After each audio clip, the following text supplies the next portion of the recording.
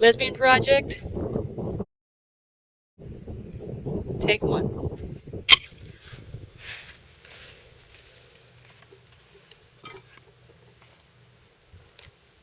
I remember the first time I came across the border. Well, it was actually the second time. The first time I came in a caravan.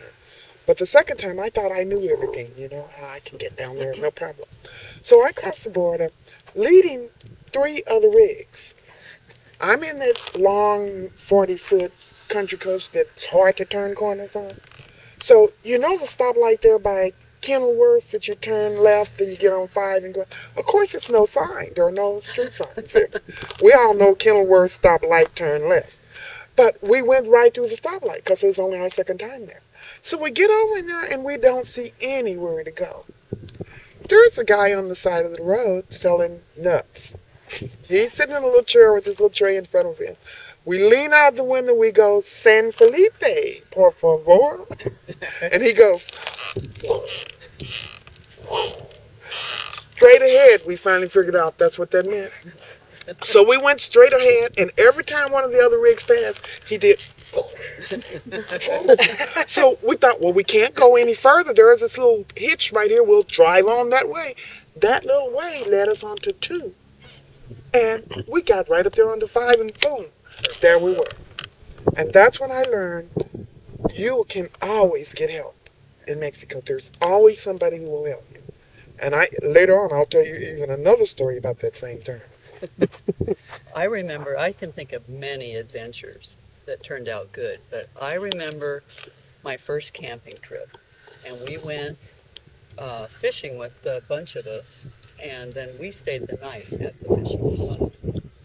And we were a little worried. There was nobody else there. We camped right on the beach. It was beautiful. We have a camper, an Alaskan camper that is like a canopy, and then it raises up, and it has a Dutch door on the back, and you can leave the top one open, and we usually do for the air. We left it open, we camped, we went to bed, and in the middle of the night, we heard somebody driving up, and it's so quiet that you hear the people driving up. And these people drove up, and they're coming closer and closer and closer, and they're like, 20 feet from us. They weren't very far. And we hear them getting stuck in the sand. So these random people, we don't know who they are, stuck in the sand, and then we hear them get out. And we think, okay, the banditos are here, this is it. They get out and they start messing around. They turn on the brightest lights in the world, and we're like naked in bed. The lights are shining in that back window, and we're like, well, I guess we'll just stay in bed. And they set up a little tent, and then we heard a woman's voice, and there was just a man and a woman, and they were real gentle and quiet. And they set up a tent right there by their stuck car, and they went to bed. They made a little meal, and then they went to bed, and then so we went to bed too after the lights went out, and we went back to sleep. And in the morning we got up, and they were the nicest folks. They tried to feed us breakfast, and they went to the bathroom when we thought they needed help getting dug out, so we went out. But we got a little shovel. We were going to help them, and they came out, no, 4-wheel drive. And the guy got a drive line out of the back of the pickup, crawled under it in about 5 minutes, put the drive line in, and just drove right out of there. He had a 4-wheel drive line in the back of the pickup he didn't want to put in the dark, so... Ended up she was pregnant, it was her birthday. We figured all this out without any English or Spanish on either side. It was a wonderful experience. So. Wow. We were out on a desert run with Judy Gunn and her partner Carmen at the time. One winter. And we were coming up over this ridge, and Judy's rail died, or Carmen's rail died. And so we're all out there trying to figure out what to do, because it's a very heavy car, and we're going uphill, and we didn't have the strength to push it. And all of a sudden, over the top of this hill comes this huge Hummer with all the military guys, Mexican military guys in there with their guns and whatever else. And everybody's freaking out that we're going to get busted or whatever. They all jump out of the truck, and Judy says, to the military guys, "You scared my batteria." Which is why she's trying to tell them they killed, they scared their battery so the car died. So all these guys pile out of the Hummer and they all get behind the rail and start pushing up the hill through the sand. And she's yelling, what's the word for faster? Rapido.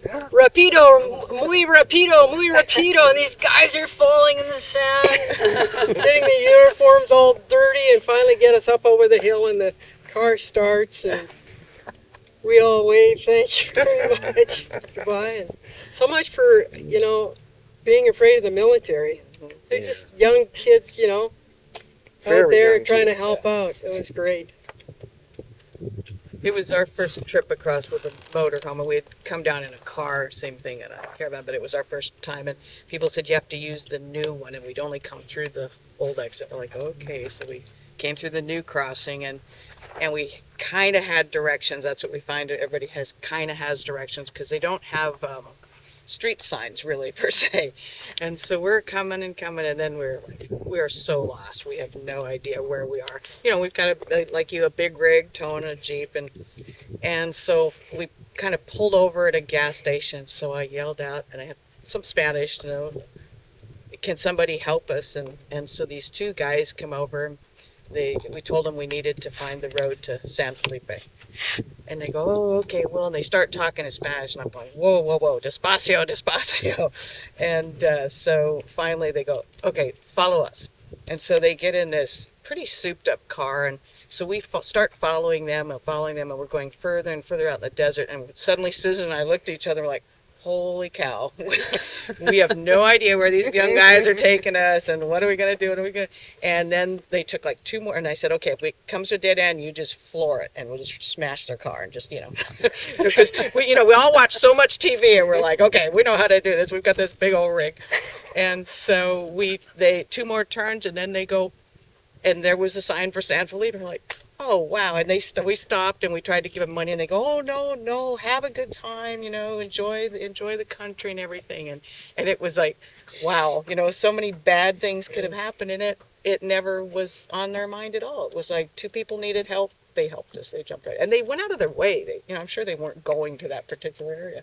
Yeah, we still don't know how to go that way. Well, I remember one time, actually it was the second time we were coming down, and we had our motorcycle on the motorcycle rack behind our truck. And we had just come out of a zero visibility sandstorm. We got blasted. And so I got out of the car and make sure, everything was good. And so the sandstorm died down a little bit, so we just wanted to get the heck, to San Felipe. And so, in our hurry, we were going a little faster than what the speed limit said, and didn't realize that there was a speed bump, an unmarked speed bump. And we hit it, and our heads hit the top of the roof, and I looked back, and I didn't see the motorcycle behind us. And I'm like, oh, crap. And so I get out, and I realized that we dragged it about probably 50 feet. And so here's us, two girls trying to pick this motorcycle up. And, these cars are flying past, mostly gringos. Do you think they would stop and give a couple girls a hand? A Mexican trucker, started to pull over and asked us, gestured, do you need help? And by that time our adrenaline was so, we were so pumped up that we were able to get the motorcycle righted up again, and it all worked out. But that was an unforgettable experience, and we've warned all our friends that come down here about that speed bump, and everybody seems to have a story to tell about it. Speed bump. That speed bump. I think that speed bump has eaten everybody, one time or another. Yeah, coming in, it's kind of sometimes the directions are confusing, but you always get a lot of help. And after a while, it's really not that complicated. And when I tell people, if they just kind of follow, they can't believe I'm giving them such general directions. But when they finally see Kenilworth sign, And I tell them, well, you turn the corner, then you'll see Costco sitting back here. And then they go, Costco? Yeah. And so it's like, oh, okay, we'll have no problems. And then they kind of Yeah, relax. relax. Get on down here. But going out, those of us with big motorhomes have quite a few stories about going out. The border, we used to use the eastern border, which they call the new border crossing. And those of us with motorhomes have to stay in the far right lane. But over the years, the lanes have slowly gotten narrower because they've added rapid entry lanes, sentry lanes, they call them. And so your lanes are getting narrower. And there's a particular place as you cross from the Mexican side to the U.S. side where the concrete kind of juts out at the bottom, but the railing is farther back. So if you got your mirror just on the railing, you're going to scrape the bottom. Well, let's see. I think we've scraped the bottom 3 times through there. And I think the first time it was like $6,000 because we also backed into a sign during that same little to-do. Now all the gals with big rigs around here are telling me that we should put our wheels on the white line. Now, the white line is kind of you a little bit over into the other lane. What I would like to hear from some of you gals is what's the white line stories. You know, all those cars trying to get by you, what do you do? Well, actually, if you put your wheel on the white line, even those people in their cars and even their trucks that are aggressive, usually your mirrors are high enough that they can still clear by you, and they have room to get by. I heard the story of this gal who had a meltdown, and somebody walked her through the border. The last time we did that, we kind of had a meltdown, and somebody walked us to the border too. That was the time we only did a little bit of a scratch. Well, also, there are lots of the Mexican guys that will actually come up and ask you if you want them to lead you around those curves and take you down that lane. If you just give them like 10 pesos or 20 pesos or something, It really works. they're very happy to do that. What about your experience in the town of San Felipe? My first time into town, I was quite intimidated. I was still pretty intimidated, period, in general. And I went into town and some friends went with me to kind of shepherd me through, and I was just overwhelmed. I couldn't read any of the signs. The signs weren't what I expected. You know, there was no way to research where the telephone company was or anything. You were just kind of on your own. And I was going in to get a stick to get the internet. There's these little sticks you plug in your computer and you can sort of get the internet. And as time's gone on, I am more and more, and now I'm totally comfortable with San Felipe. It's all stop signs. There's no street lights at all. You just have to stop every time it seems like there must be, 50 stop signs in San Felipe. And sometimes there isn't a stop sign, but you know to stop there anyway, because there used to be one. But it's, now I've just learned every one of those little places that you can't quite tell what it is. It's probably a store, and if you go in, they're going to be nice to you, and if you ask around, you can find what you need, and it's really quite, there's quite a few services there. You can get just about anything. There's a couple of vets, there's lots of phone companies, there's lots of places to eat. But I found it more and more comfortable. I've never been afraid anytime, ever, when I was in San Felipe, ever. I've loved walking along the Malecon, the seawall there. Mm-hmm. Since I've been coming down here over 10 years, they have rebuilt the Malecon. And it's really nice now, and they have garbage cans and benches and places there because they have lots of festivals in San Felipe. And until you've been to a festival, you haven't really enjoyed yourself in San Felipe because the festivals are fantastic. All the little girls are dancing in their cute little dresses looking like little tiny women. And all the guys are shaking their boobies and the music is going. And the big day in San Felipe for me, I don't know about you guys, but I love racing. The Baja 250 comes through here, and it's a very big event through here. The helicopters are flying overhead, the television cameras are going, the local news stations are there, the Ticata girls are switching their booties. Everything is going along, and it's full of merchants. And of course, just walking down the street's always an adventure for me, because people take pictures of me, I take pictures of them. It's just so much joy. This time, I got so many posters, because you can pose with the race car drivers, and you will get posters of the race cars. The race cars are all lined up in order to qualify for the race, right? And so Yes. you've got the whole Malecon lined up with tens of thousands of dollars worth of race cars. And they're beautiful, and the guys are sitting in them in slow. It's kind of a party because they hardly move. And then there's vendors on both sides of them, and there's all of us walking up and down, getting the race cars give out posters. They also give out cards. And this last time we got a lot of drinks.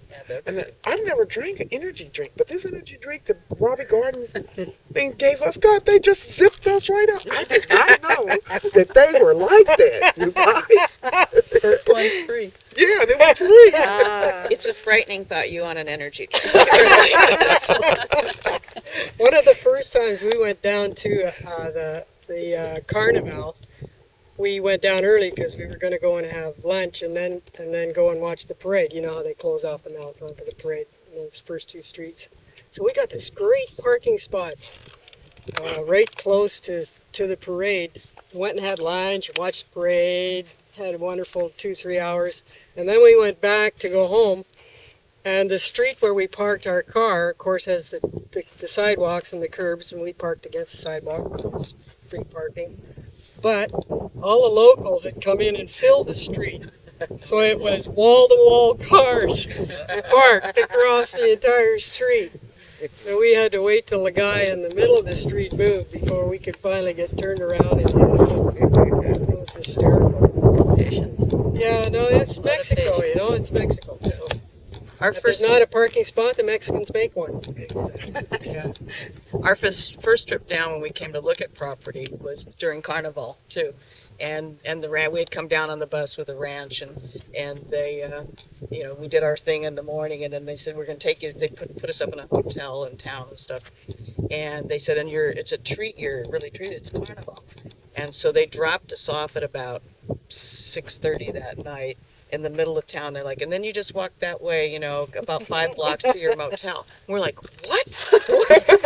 We're like, here we are in a strange town, and we both were just freaking out. And then, people come running by and say, Carnival, come on. Yeah. So we just went and we partied for a couple of hours, and then we're like, maybe we should start walking home, wherever that was. And we couldn't find anybody else from the bus. I think they probably were all in panic too, looking around, going, "Oh my God!" Because they all go, "Well, how do we get home? Just walk, just keep walking up the street, and you'll find the hotel." And so we ended up, we'd start walking, and then some Mexicans that were celebrating, or they would have their little girls. They were all decked out, and the little boys were just so striking, and they would just do a little impromptu dance right there for us. And we're like, standing cheering and clapping and stuff. And finally, we meandered our way home. And it was at that point, well past midnight. And we never once felt threatened or afraid, and we would periodically say, El Hotel, I don't remember the name of it, and they'd say, oh, sí. And So you were obviously lost. we were obviously lost, but again, just, we never felt threatened. And we still feel that way downtown San Felipe. Yeah, We feel very safe. Yeah. We're safe. The first time that we went downtown, I made a wrong turn, and we ended up in this neighborhood, and I looked in my rearview mirror, and there was a pack of dogs running after, biting at our tires. I'm like, oh my God, we got to get the hell out of here. Well, there are a lot of stray dogs in San Felipe, and that's one of the hardest things for me to see. But it's a part of what's down here. Once we made it past that little event, we finally made it downtown and enjoyed the Malecon and enjoyed eating in the outside restaurants with the vendors and the cute little children coming up trying to sell you this and that. It was a very comfortable feeling, going from shop to shop. And if I couldn't speak Spanish, they could speak enough English for us to make a transaction. So it's not intimidating. The most intimidating thing was getting lost in the neighborhood, which was only like a parallel street to the Malecon. Driving back home, we don't usually drive at night in San Felipe anymore. There's a lot of animals that can cross the road at night, or people don't have headlights at times. So we've just made it a safe practice to stay home or stay on the ranch after dark. Getting lost in San Felipe can be a kind of fun. I like it now because I get to see new neighborhoods and new stores, and it's just another adventure now. And it's only 20,000. It's a small town, if that. I bet it's smaller now. Well, considering the size of San Felipe, they have the Cali Mac supermarket. Now we have lots of good pharmacies. We have lots of people like for the phone services and things that speak English. And the dog issue, in the 10 years I've been coming, the dog issue is improving because the gringos really support the Viva, which is an organization that serves to get dogs spayed and get low-cost spay into Mexican neighborhoods. And it's really improved. But the other thing that's improved is the trash. It's now because the ranch has picked up that slowly but surely you can drive to town and all the fence lines are not covered with plastic now. They've just slowly begun to clean up. So I think the El Dorado Ranch that we all stay on brings a lot of money to this area. And the kind of standards that we set here gradually become community standards. And I like that. And we're all involved in some kind of charity event, and there's a real wide variety of them. We have an active Rotary Club.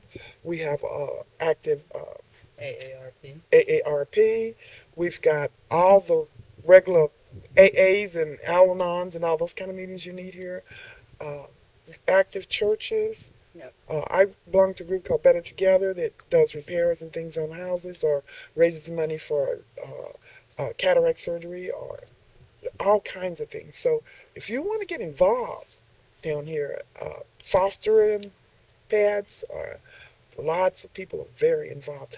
Plus, lots of people have 1 or 2 or 3 or 4 dogs. Baja dogs, that's right. We're stopping at 2. Okay, Set. we heard that. Yeah, right. We did hear it. Yeah. Saturday was the Caminata contra Cancer, and it was the cancer walk. And I was involved 2 years ago in that, which was my first time. And then a year ago, I watched it from Facebook from home while I was going through my chemo. And it was one of my carrots. And so Saturday, when I took the bus in and walked it, I actually started crying at one point. And this gal next to me says, "Are you okay?" And I said, "Yeah, I'm fine." It's just, it's like, wow, this really is happening. And again, the community was just, the send-off was wonderful. We had this drum and bugle corps, and they presented the flag, and they did the Mexican anthem, which I just love. I mean, I don't know the words to it, but it's just so much, it's very spirited and just really got us all going. And all through town, I mean, people would come out and wave at us. And, we had opened a new cancer clinic down there 2 years ago with this walk. And the Rotary Club presented a check for $12,000. And, Better Together was there. Lions was there. And it was just wonderful to see the way that the community and the ranch comes together for events like that. And then we get down there and it's, you get a free lunch. And they had live music. And then they had, the young kids came and did the folkloric dancing and stuff. It was a wonderful, wonderful experience. One I was glad I was able to participate in again this year. Congratulations. It's great. Yeah. Thank you. It was fun. We get lots of those kind of events down here. So many events, really. We're here for 4 or 5 months, and I have to have a calendar. I double book all the time. It's like, oh, I can't do that. Yeah. Double booked this morning. I know we're missing pickleball, Carol. I know, we're missing pickleball. So it's kind of like joyous. I have a lot of joy. Oh, and for fishing enthusiasts, this is fishing paradise. This group is a fishing group, and we just came back from a camping trip down in Puerto where there are also natural hot springs that you can get in as the tide comes in and out. So we fished our heads off. On the third day, we decided to catch and release. We don't want any more fish. So when you have that kind of a fish story to tell, you know you're some happy campers. I have one more question for you. What was your first impression or experience regarding our military checkpoint? My experience has been that there are always little boys that look like about 17, 18 years old. They would always come in my motorhome and go right to the panty drawer. I'm not sure what that was about, but that's the only drawer they ever opened to look in. And they kind of like that, not because they see it's panties, so they're not going to really quite touch them, you know. But they've always been inevitably polite. Occasionally they will accept a Coke or something like that, but generally nothing. And they're not obnoxious or intrusive or anything like that. Even when they make you get out of your car sometimes if you're just in the car. They let you take your purse, so they don't try to take anything. I've had good experiences. Yeah, me too. They've always been very pleasant and professional. And I am so happy to see them because they're protecting me the way I look at it. I don't have any, as long as you don't have any guns or drugs, you're probably good. That's about all they care about. The border is much more thorough as far as wanting, like we've had to have our dogs' papers checked almost every time in now. They want to see a current letter from the vet saying that the rabies vaccine has been administered currently. And the military guys, they're just looking for law-breaking issues, and we don't do that, so it's not a problem. My experience has been when they come in to inspect the inside of the vehicle, that they just do their wall tap to look for hollow spaces where you could be hiding things. But mostly they just want to look through the rig and check it out. That's exactly it. See what the bathroom looks like. Mm-hmm. Where's the TV? Oh, muy bonito. So they're always very friendly and smiling and happy and want to know where you're going, where do you come from, Yeah. Canada. Oh, they want to know all about Canada and how cold it is. So they're always trying to engage us in speaking, because I think they're trying so hard to learn the language, to learn English. So, no, it's Were any of you afraid of the guns? That they It's- are armed, that they... It is intimidating. It still is. But as long as you are obeying the laws and you do as you're asked, they're very polite. We've been stopped out on desert runs. We were out there with groups, and the military checks you way out in the desert too, just sort of random checks, and they were fine. We've had a random check in town also. Same thing. They want you to get out. They just want to have a look. But the guns are, I mean, those are guns. Yeah, they're real guns. They're the real deal. well, I'm not sure if they got bullets in them, but they are real guns. If you travel anywhere outside of North America, you're going to encounter this a lot in other countries, so it's not uncommon. Well, our police carry guns in the U.S., not in Canada, eh? Yeah, no. Well, yes, our police do carry guns. Do they? Yes, they do now. But these are big guns. Are they automatics or semi-automatic? No, ours go in a little holster with a snap. Yeah, like that guy saved your prime minister. He had one in a little holster with a snap. That's Did the right. job, though, didn't it? Yeah. I've So- never heard a gunshot while I was in Mexico. I hear them in Montana. Oh, well, we're not supposed to bring guns in, but a fair number of gringos do have them. And have been caught with them, and have just paid fines Is that all they do? around here. I mean, the one incident I know, the guy shot at his ex-girlfriend, Oh, and it cost him a $5,000 fine, and they took the gun. But that was it. Doesn't seem like much for doing that. No, he might have had a little more trouble in the States. Or not. Or not. Yeah, right. I think the biggest fear here is car accidents. because of their, is it called Napoleonic law, where you're guilty until proven innocent? That's a tough deal to get used to. And they don't feed you. You have to have your family bring you food if you are in jail. Yep. So far, none of us have experienced this firsthand, but Knock on wood, you want to wax, drive whatever, very because cautiously. we drive pretty cautiously, but sometimes look like a bat out of hell. So, so far, so good. Yeah. The guns don't. Maybe it's because I live in the country in Oregon. I have guns, so the guns don't really upset me.